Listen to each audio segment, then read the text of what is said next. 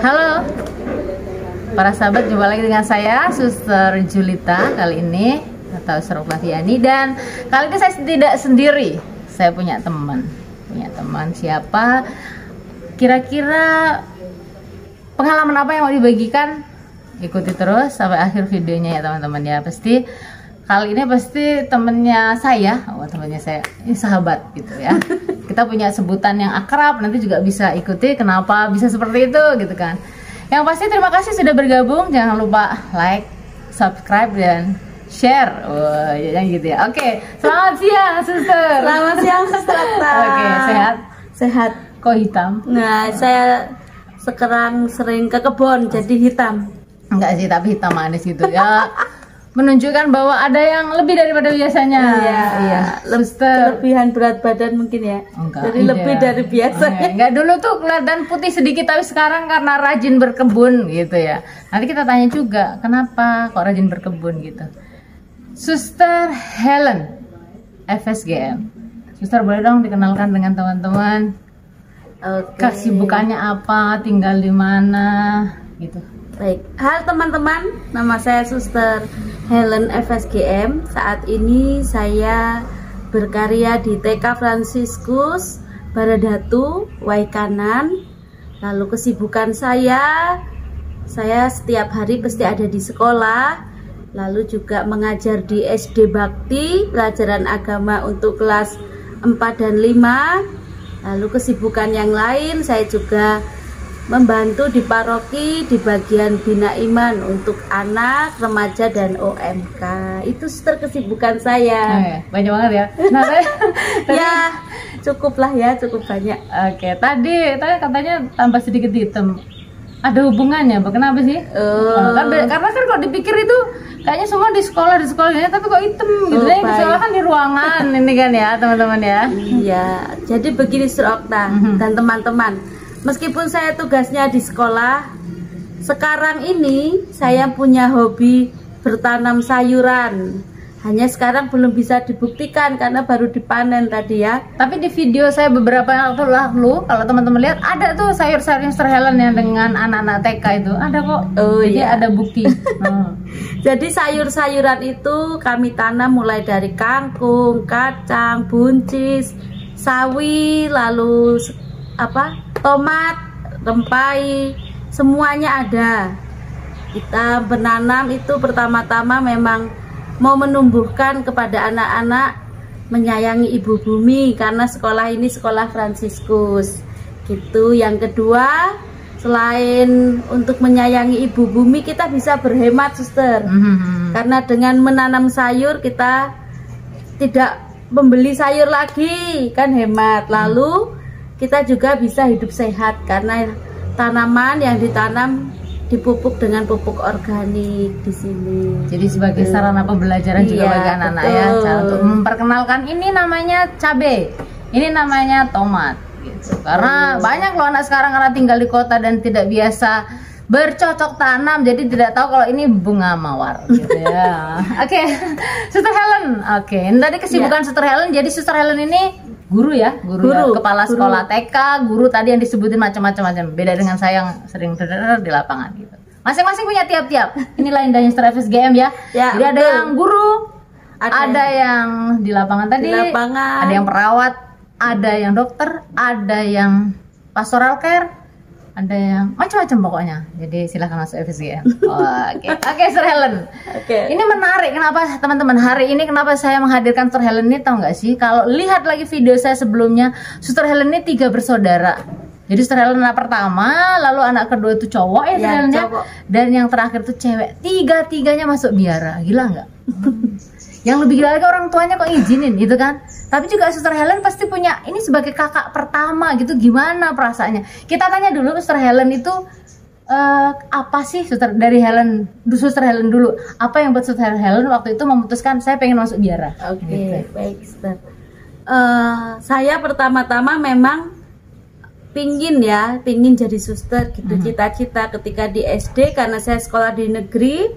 Saya ditanya mau jadi apa, jadi suster. Menurut orang lain tuh suster itu ya perawat ya, karena kan saya sekolah di negeri.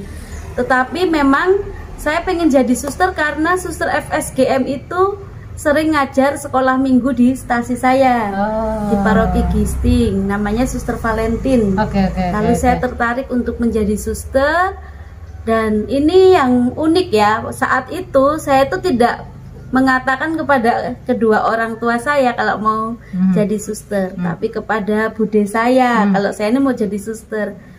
Bahkan sampai pada sebelum masuk biara untuk jadi aspiran waktu itu nggak bilang sama orang tua? Belum bilang nih, belum berani bilang. Sampai pada akhirnya saya selalu ngomong sama bude saya mau jadi suster, saya mau jadi suster gitu. Akhirnya pada suatu kesempatan, kalau saya nggak lupa itu di kebun. Jadi kami lagi di kebun sama bapak, sama mama. Lalu saya bilang saya mau jadi suster.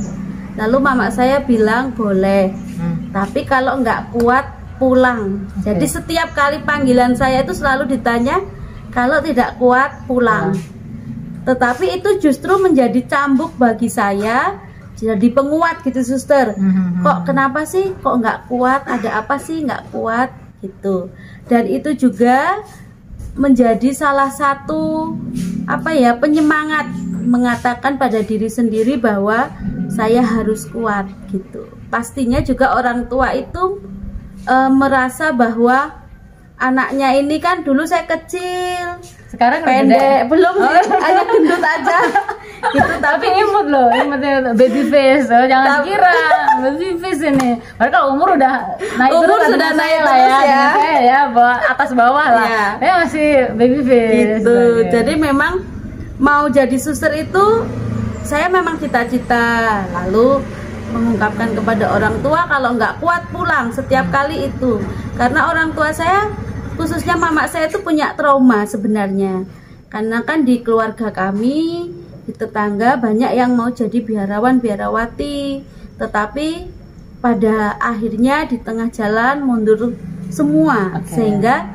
di stasi saya yang sampai kalau kekal barulah saya begitu. Jadi mungkin ada ketakutan tersendiri, sehingga pokoknya Nduk kalau nggak kuat langsung pulang gitu. Kayak Santo Yohanes ya, membuka jalan ya. Nah, kalau ini ada satu, syukur pada Allah, nanti ada belakang-belakangnya. Oke. Jadi cita-cita dari kecil. Pengen jadi suster. Betul. Menarik ini. Ada yang kecil yang di rumah? Ini bener nggak ya yang nonton tempat saya itu kadang ada yang masih kelas 2 SD, kelas 4 SD. Saya penasaran. Kelas 3, 4 itu kok udah pinter banget buka YouTube. Siapa tahu pengen jadi suster ya, seperti suster. Nanti dari kecil. Nah, ini menarik. Dari kecil pengen jadi suster. Pernah nggak sih dalam perjalanan waktu hilang panggilan itu karena mungkin kenal cowok, atau mungkin enggak lah, setelah udah gede nih ya, udah tahu cita-cita yang lain, mungkin pengen jadi pilot, anak kecil kan pengen jadi polisi, terus tiba-tiba nggak jadi suster. Pernah nggak, atau memang lurus terus nggak pengen jadi terus? Baik suster, pastinya dalam perjalanan waktu tidak selalu pengen jadi suster. Lalu kalau kenal dengan cowok pastilah ya, namanya juga manusia normal ya. Siapa tahu enggak selalu aku mau pacaran karena mau jadi suster, kan ada loh teman saya karena dari kecil pengen jadi suster, padahal dia suka juga, cowoknya juga nggak jadilah karena mau jadi menjaga. Waduh. Kalau pengalaman itu kayaknya nggak di saya deh ya. Tetaplah wajar lah ya. Wajar, saya berjalan wajar seperti ya di luar sana lah ya, punya pacar, lalu punya kasus dengan pacar juga punya ya, karena sering jalan-jalan gitu kan. Kasus marah, gitu, kasus pulang malam. Kasusnya tahu lah ya, enggak ini kasus gitu-gitu. Iyalah ya, pulang malam dimarah ibu kos karena pulangnya malam gitu. Apalagi kan zaman dulu di kampung itu kalau jam 8 aja sudah malam ya, Esther ya. Nah, ketika itu sudah berjalannya waktu, kita juga waktu itu karena pacarnya beda agama gitu kan ya. Jadi karena waktu itu saya memang pengen jadi suster, tetapi di saat saya punya pacar hilang itu pengen jadi suster. Lalu karena saya dulu SMA itu sering ke rumah sakit Panti Secanti untuk jemput bule saya, kan bule saya kerja di sana, lalu kita satu kos, jadi sering jemput saat hujan, saat mati lampu, bawakan baterai begitu. lihat para suster FSGM, meskipun punya pacar, ternyata masih ada tumbuh lagi harapan, keinginan untuk jadi suster. Lalu saya mengatakan kepada pacarnya tadi, pacarnya, kita dengar ini apa dia ngomong itu. Yang di rumah ya, yang punya pacar pengen jadi suster nih, contoh kata-katanya gimana. Saat itu saya mengatakan bahwa saya itu mau jadi suster. Maka kisah kita gitu ya, kalau bahasa sekarang harus selesai sampai di sini. Lalu dia mengatakan, aku mau kok jadi Katolik gitu kan. Pacarnya silakan tulis kolom komentar yang merasa pacarnya. Ada nggak ya ini di YouTube suster ini ya? Tulis kolom komentar. Oke, terus itu saya mengatakan saya mau jadi suster, maka kita selesai sampai di sini. Lalu dia mengatakan, aku mau kok jadi Katolik gitu kan. Saya bilang, saya nggak mau ngambil kamu dari Tuhanmu, karena aku mau ikut Tuhanku gitu. Terus akhirnya kita selesai dengan baik-baik. Walaupun sampai sekarang saya nggak tahu ya orangnya di mana ya. Oh gitu. Iya, saya nggak tahu orangnya di mana. Ya, gitu. Yang merasa ya boleh. Enggak. Oke. Oke. Terus akhirnya berjalannya waktu, ya sudah. Saya masuk biara. Ternyata perjalanan masuk biara itu tidak seperti yang saya bayangkan. Saya kan melihat para suster yang bekerja di rumah sakit, di sekolah. Ternyata masuk jadi suster itu juga lebih pada, oh gini ya jadi suster. Karena pengalaman yang pertama tadi bahwa banyak orang yang keluar. Jadi saya masuk suster itu, oh gini loh jadi suster. Memang sih ada tantangan pasti ya, dalam hidup pasti ada tantangan suster, mau jadi awam jadi suster. Tetapi bagaimana kita merefleksikan tantangan itu lalu menghadapi, melihat dari kacamata positif kita untuk jadi suster, itu memang ada tarik menarik ya, magnetnya kuat, mau di luar atau di dalam. Ternyata ketika di dalam rasanya sungguh luar biasa, penuh sukacita. Pasti kalau nggak penuh sukacita saya sudah keluar dari dulu kali gitu. Jadi juga sebenarnya kenapa ada yang keluar itu mau mengatakan bahwa jadi suster itu nggak gampang ya? Iya, betul. Jadi berkeluarga juga pasti nggak gampang. Tapi bahwa tidak seperti yang dibayangkan kalau jadi suster itu yang penting mau, nggak seperti itu juga. Tapi juga bukan aku ikut-ikutan, nggak gitu juga. Wah, ada proses yang panjang untuk sampai pada ya. Tapi juga bukan berarti kita yang di sini tuh baik dan terbaik lah makanya bisa, bukan. Tapi semua karena rahmat Allah ya. Kesetiaan Tuhan untuk selalu mendampingi kami dan kami terbuka pada rahmat Allah.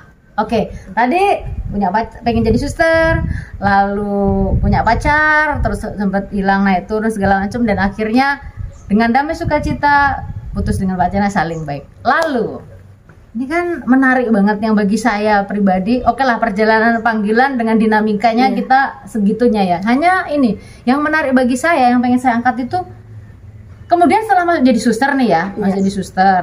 Lalu kan Bapak Ibu sudah merelakan tadi kan dengan bukan catatan tapi sebagai tanda kasih, kalau kamu nggak kuat pulang, diterima gitu kan. Dan itu menjadi malah cambuk, kalau kamu pulang enggak. Lalu kemudian masuk di dalam dengan dinamikanya. Lalu adik ketika mau masuk ini apa perasaan apa ya waktu itu muncul? Pertama sih frater ya, fraternya di mana fraternya? Sekarang dia lagi pendidikan di Yogyakarta. Kongregasi SCY ya di Jogja ya. Jadi pendidikan di udah frater, pendidikan di SCY di Jogja.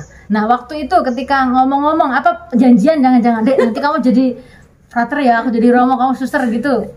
Aku suster kamu romo, kebalik ya gitu, atau gimana? Atau enggak saling ngomong? Sebenarnya kita nggak terlalu saling ngomong sih ya. Beda berapa tahun sih dengan adik yang cowok? Beda 8 tahun. Oh, oke. Lalu memang ketika dia sedang berproses, kan saya juga ngekos nih di SMA, jadi jarang. Tetapi bahwa dia masuk ke seminari itu kita sempat ngobrol. Lalu saya mengatakan, kamu SMA di luar dulu, tetapi dia mengatakan enggak Mbak, saya mau ke seminari. Lulus SMP itu ya, lulus SMP langsung ke seminari. Dan saat itu kan anak seminari dengan saya suster muda itu kan tidak ada yang membawa HP ya. Jadi kita komunikasi maksudnya hanya melalui doa. Terus kalau hari pesta itu misalnya Paskah, Natal itu baru boleh kirim surat. Nah, kita hanya meneguhkan melalui doa-doa kita, lalu dengan surat menyurat gitu. Tentunya saya ya bersyukur ya, bangga adik saya mau jadi frater gitu. Hanya memang yang bagi saya itu orangnya apa ya, bisa dibilang perasa atau melankolis gitu. Dia yang masuk ke seminaris, saya yang menangisnya sepanjang malam. Masuk nggak nangis ya? Kalau dia sendiri masuk nggak nangis. Saya itu selalu menganggap mereka itu anak-anak kecil, adik-adik kecil yang apa ya, seperti ada dulu ketika dalam pelukan saya gitu loh. Kita ngomong kalau di rumah tuh ya. Iya, jadi gede, gitu. Saya tuh sempet gini loh, shock gitu kan. Kok udah mau jadi frater? Saya menganggap mereka itu masih kecil-kecil, masih ya nggak apa ya, bisa dikatakan nggak siap loh kalau melihat sekarang udah jadi frater gitu.